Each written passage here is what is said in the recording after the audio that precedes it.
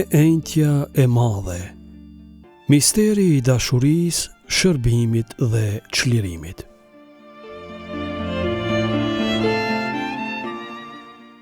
E enjtja e madhe është një nga ditët më të thella dhe më të pasura në përjetimin liturgjik të javës së madhe të shenjtë.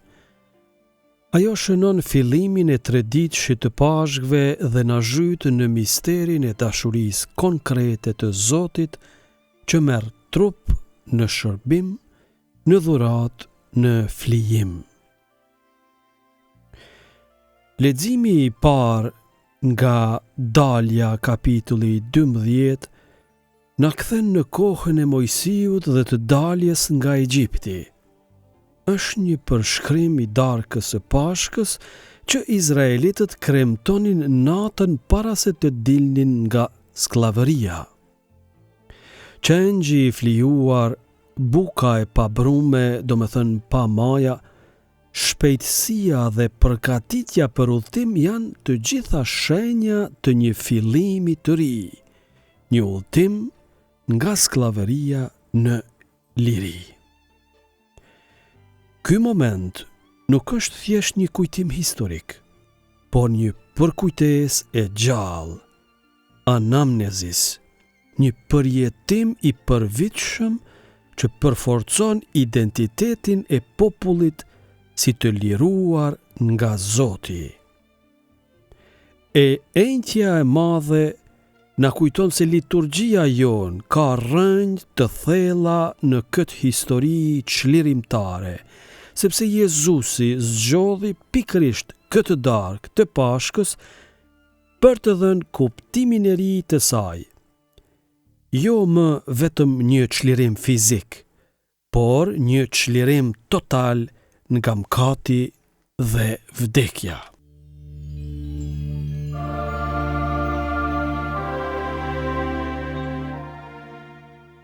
Në leximin e dytë, letra e parë Korintasve kapitulli 11, Shën Pali na paraqet momentin themeltar të jetës së kishës, Eukaristin. Me fjalët, ky është trupi im, ky është kelku i beslidhjes së re.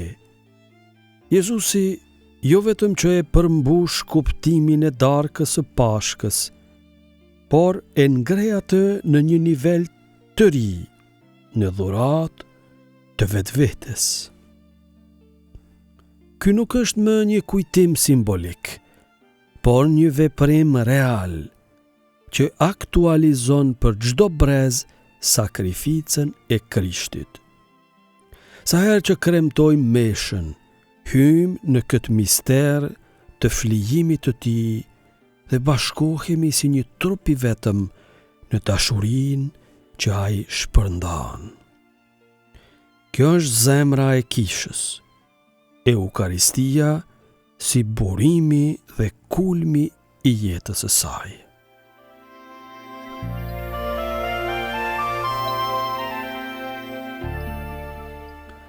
Shërbimi si vula e dashurisë, larja e këmbëve. Gjoni Ungjilltar 13:1-15. Në vend që ta përshkruaj Eukaristin në mënyrë të drejtë për drejtë, Gjoni Ungjilltar zgjedh një pamje tronditëse dhe të papritur, Zotin që u lan këmbët dishepujve të vet.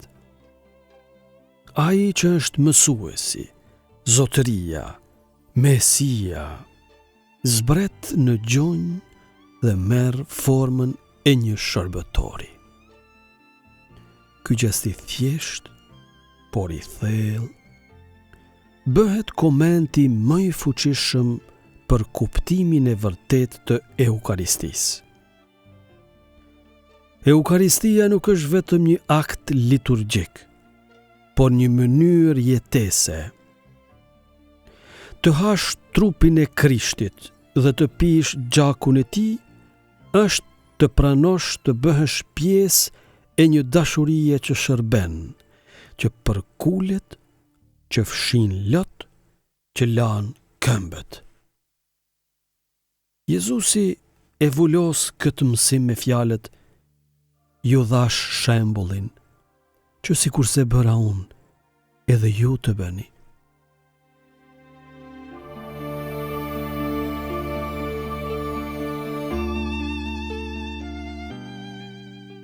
Një Pashkë e re, një popull i ri.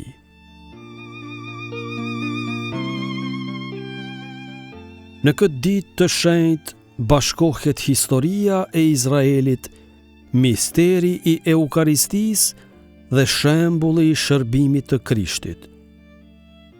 Ky bashkim i përkryer na fton të përjetojmë një Pashkë të re, të largohemi nga çdo lloj skllavërie, mëkati, egoizmi, konzumizmi, të ushqehemi me trupin e Krishtit dhe të bëhemi si ai, shërbëtor të dashurisë.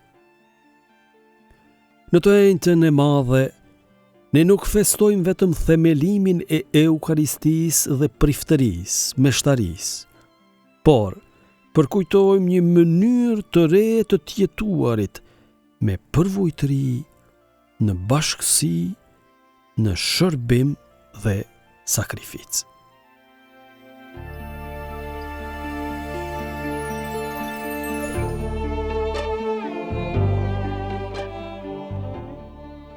Të kremtosh të njëjtën e madhe është të hysh në thellësinë e dashurisë së Zotit, të ndjesh thirrjen për të shërbyer dhe të marrësh pjesë në lirinë e re që vjen përmes Krishtit.